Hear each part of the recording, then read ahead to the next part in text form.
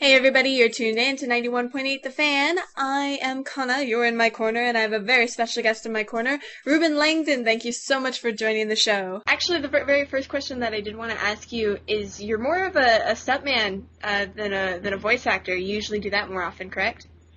Yeah, that's well, it's kind of back and forth between both these days, but yeah, originally that's how I got my start. Well, kind of, sort of. I got my start doing acting, regular acting, but it was like stunt acting, I suppose. And now that's a pretty dangerous job. At least, you hear it and you think that there's a lot of danger in it. Is there ever any times where you get hurt or a mishap happens? Luckily, knock on wood, there has been no major mishaps doing the stunts. But of course, I get injuries are part of stunts. You get your bumps and your bruises, and of course, it's painful. Um, but the goal is to be safe, to not die, or to not lose a limb or anything like that, but just to be as safe as possible, and yet make it look fantastic and dangerous. There's a lot of hidden things we do to make a stunt look bigger than it is, and then still make it very safe. So, and it's a lot of fun, you know, when you don't get Now, hurt. when you started, stunt acting and things like that, were you ever scared of getting hurt? Was that ever like this huge concern? Um, it, yeah, a little bit. I mean, you're definitely you're on your toes when you before you perform a stunt. Uh, but and I usually don't do stunts that I don't feel comfortable with. So if it's something that that I'm going to be that scared, I would just say no.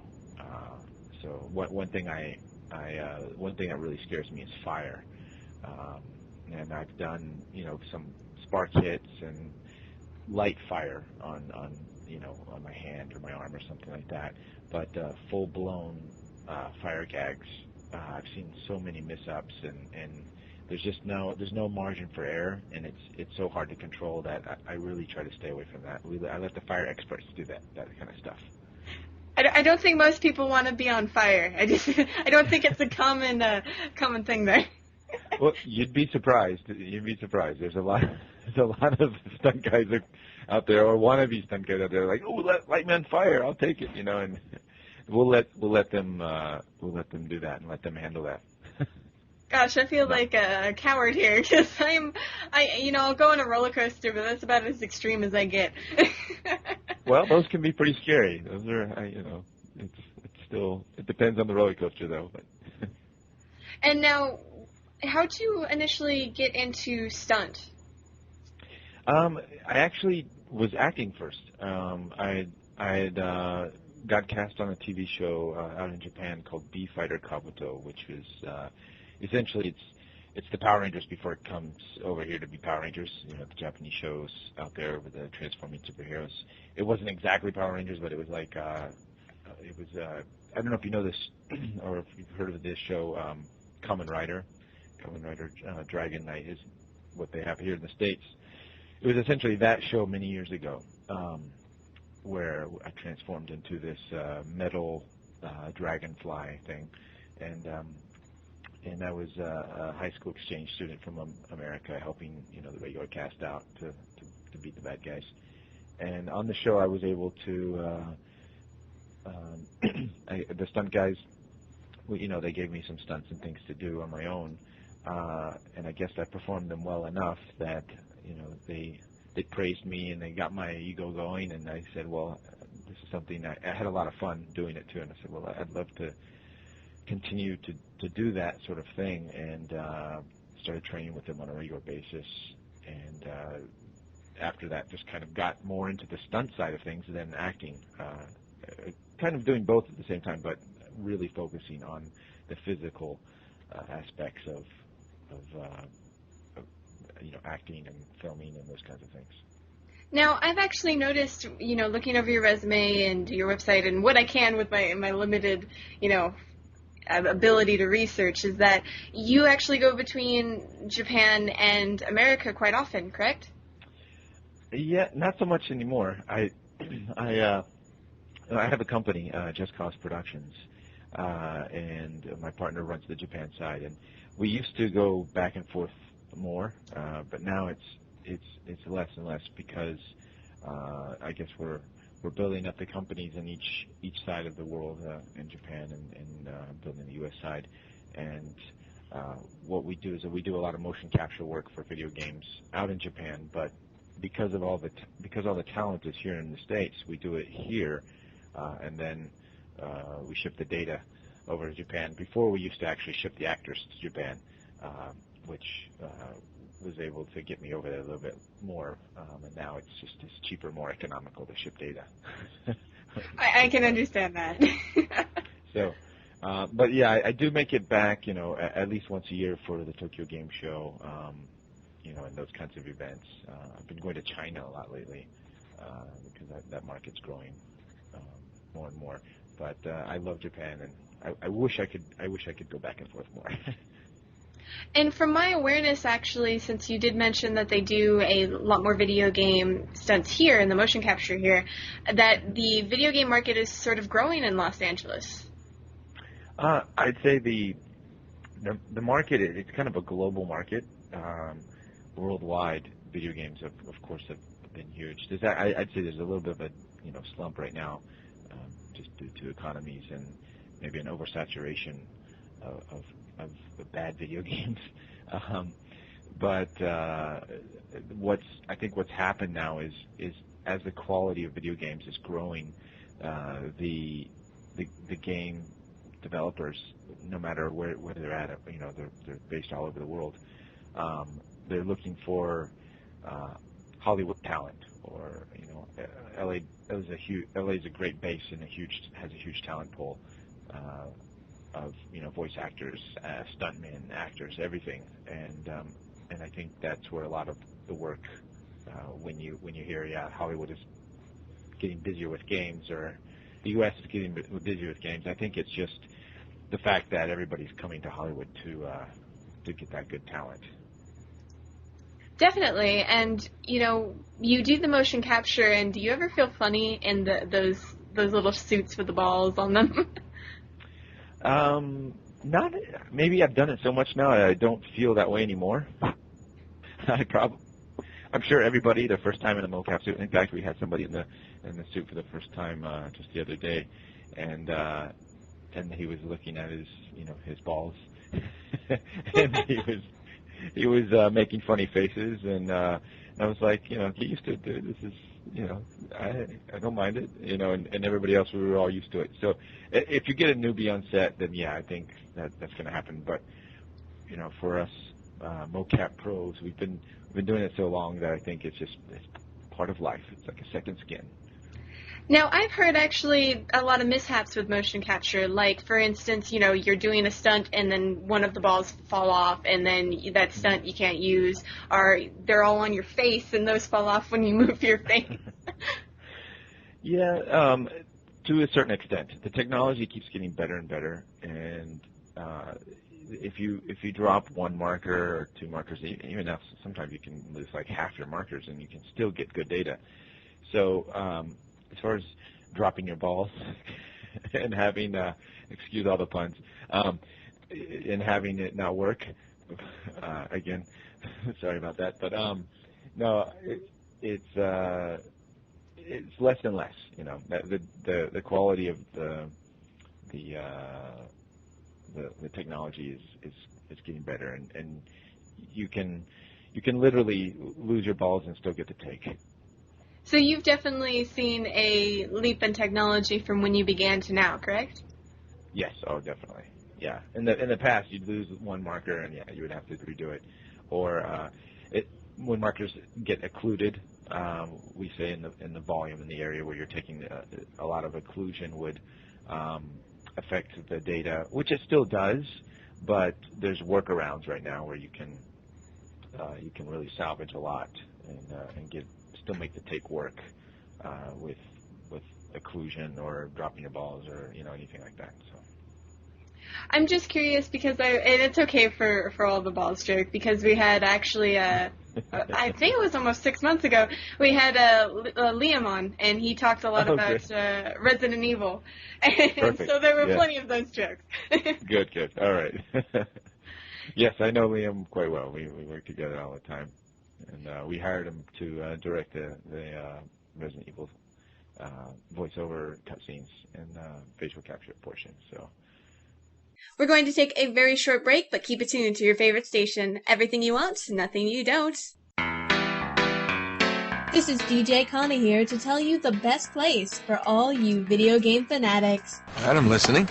If you haven't head on over to your local game tag, you don't know what you're missing. Not only can you rent all of their used games, which is perfect if you're not sure what you're looking for, but you'll always be served by gamers just like yourself. What's not to love? Do I look like I have any interest in children? Now making them? Well, that's another story.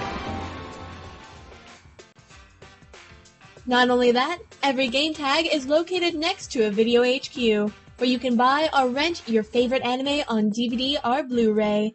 So what are you waiting for? Head on over to GameTagStores.com or VideoHQStores.com. Make sure to tell them 91.8 The Fan sent ya.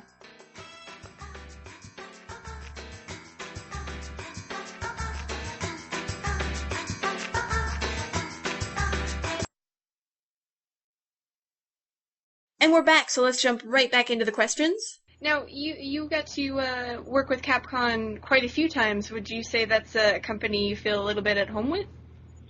oh yeah, we go way back, and they feel comfortable with us. We feel comfortable with them, and it's definitely been a great relationship over the years.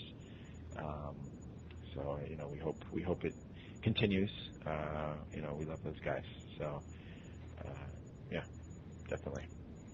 And I actually know you more from Devil May Cry personally. I tried Resident Evil 5, but it wasn't so scary, so I didn't really like it as much. I'm in it for the horror. Gotcha.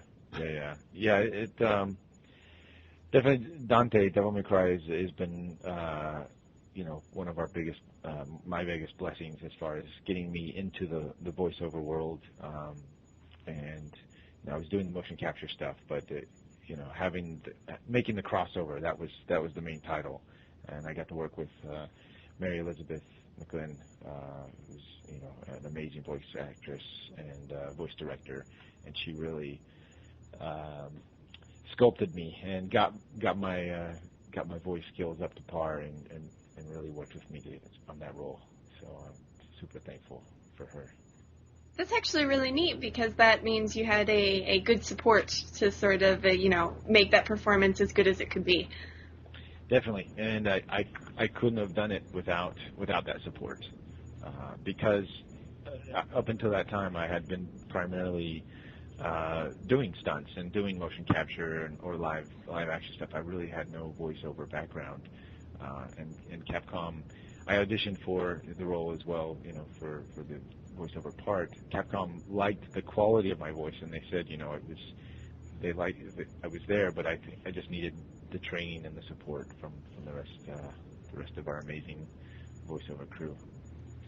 And now you actually kind of got to be a jerk, I guess you would say, because he's a pretty good smart aleck. Was that fun? Oh yeah, it's always fun to be a jerk, especially at the end of the day you can turn it off and nobody's gonna punch you in the face. Yes, that's the good thing. And this is all fake, folks. Exactly. And now in real life, I'm not a jerk. I guess. But. Well, no, I think you're pretty nice, and I think our listeners will agree with that. I hope so. Now, I'm curious, when you do motion capture for things like Devil May Cry, I would assume you'd have a lot of props because he has a lot of kind of hefty weapons. Yeah, they are. There are definitely props galore when it comes to mocap.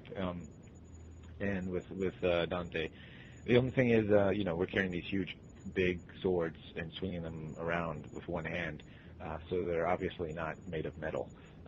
In fact, the mocap system doesn't work well with reflective metal materials, so we end up just using a stick, a yardstick, or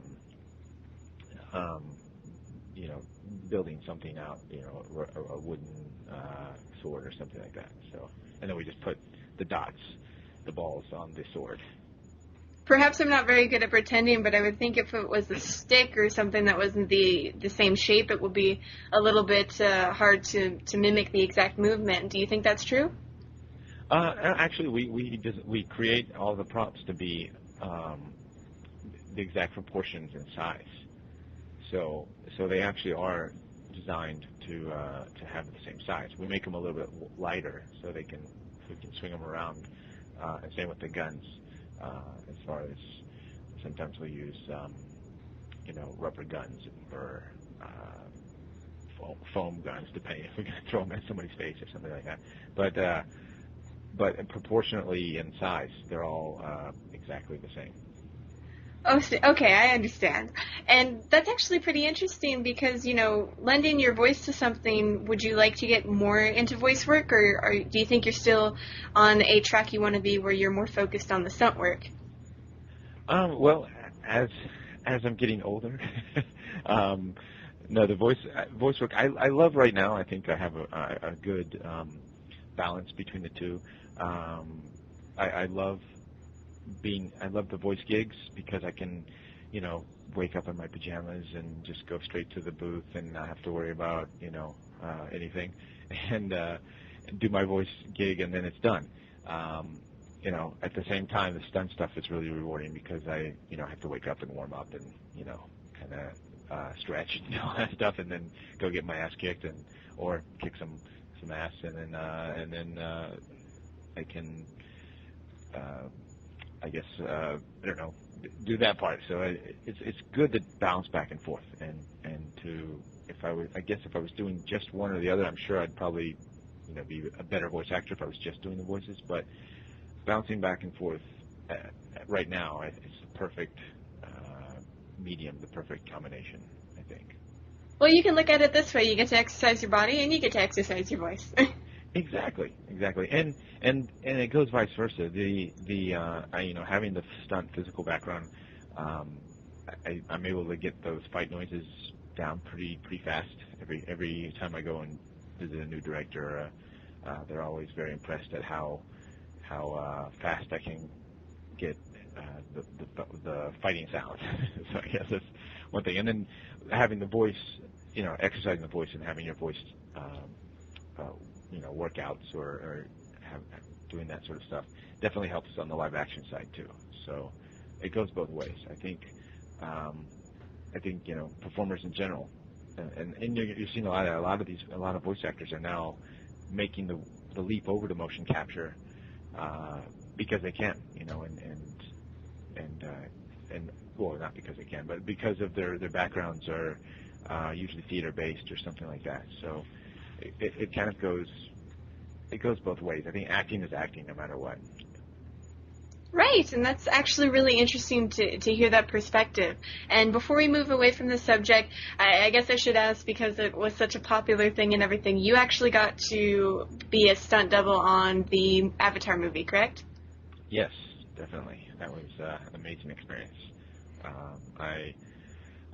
For a lot of the stunts, I'd say in the first part of the movie, first maybe 3/4 of the movie, I was doubling Sam, Jake Sully, and then I got to do a lot of random background characters, and worked on the film on and off for a little over 3 years, which was an amazing experience to work with, on a film of that caliber.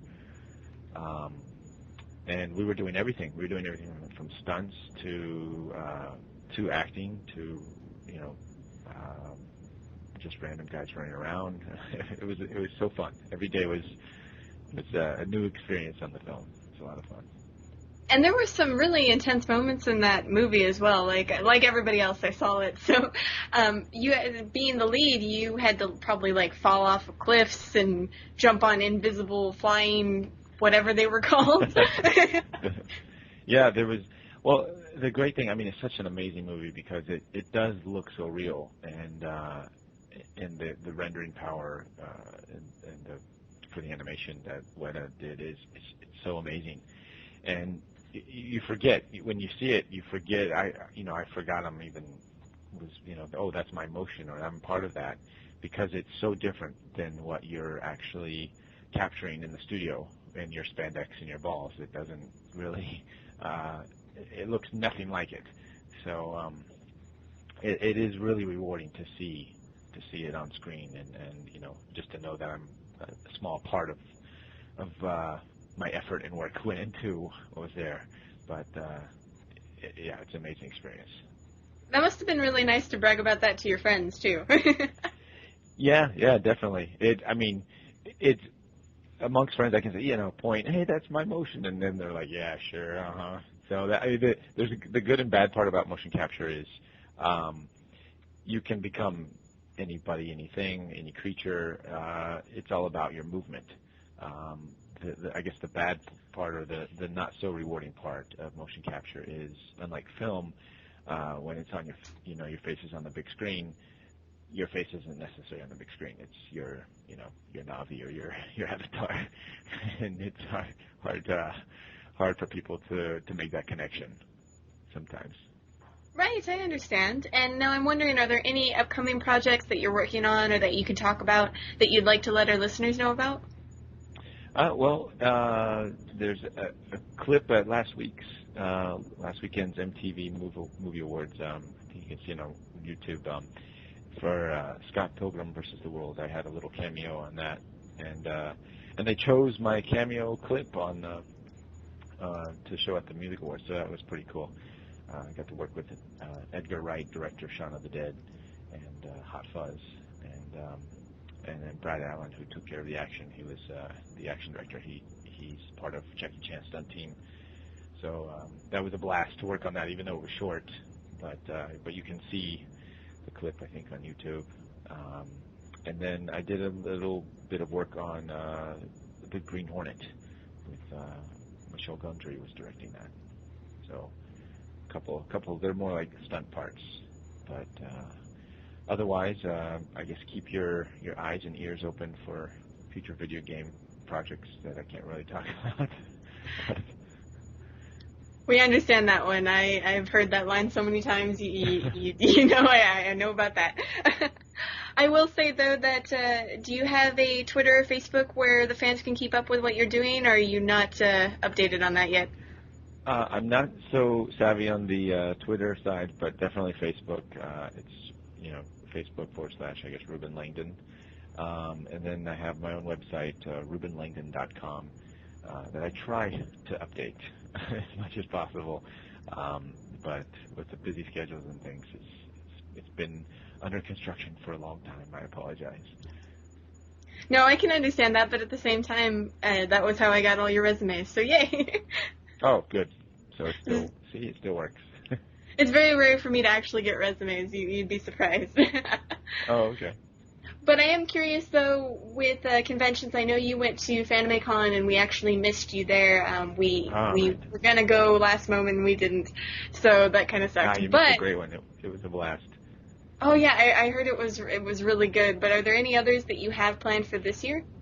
Yeah, actually, I think it's the first weekend in August. I'll be at the Orlando, or Anime Festival Orlando, AFO, way over there on the other side of the U.S. And it's not confirmed. We're still trying to work it out. But in Montreal, the weekend after that, not OtakuCon, but something like I think it's OtakuCon. But yeah, that's not confirmed though.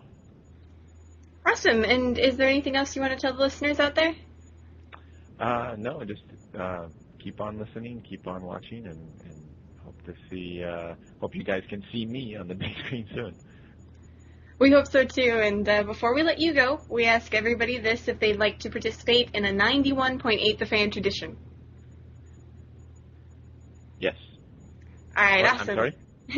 Well, we ask everybody if they'd be willing to participate in a 91.8 The tradition. We ask everybody if they'd be willing to say a line for us. Oh, I see. Okay. And does that have to be from a game, or does it matter? Actually, we tell you what the specific line is, so if you're really bad at remembering stuff, you might want to get a pen and paper. It's not that long. Okay. Okay, I'm ready to go. All right, we were just wondering if you could fill in the blanks, but basically, my name is, I do Uh-huh. this, and you're tuned into 91.8 The Fan. Okay. My name is, you're tuned into, My name is, I do this, as in oh, I do stunt work, I do voice work, and you're tuned into 91.8 The Fan. okay. Should we go? Yep, whenever you're ready. Hi, my name is Reuben Langdon, and I am a stuntman, actor, producer, sometimes director, and you are tuned into 91.8 The Fan. Perfect! See, that wasn't so hard. And it wasn't painful either. Cool. Yeah, exactly. That's what I love about voice work. Thank you so much for being here. I really appreciate it. Everybody else, keep it tuned to your favorite station. This will be up on the site in the next few days.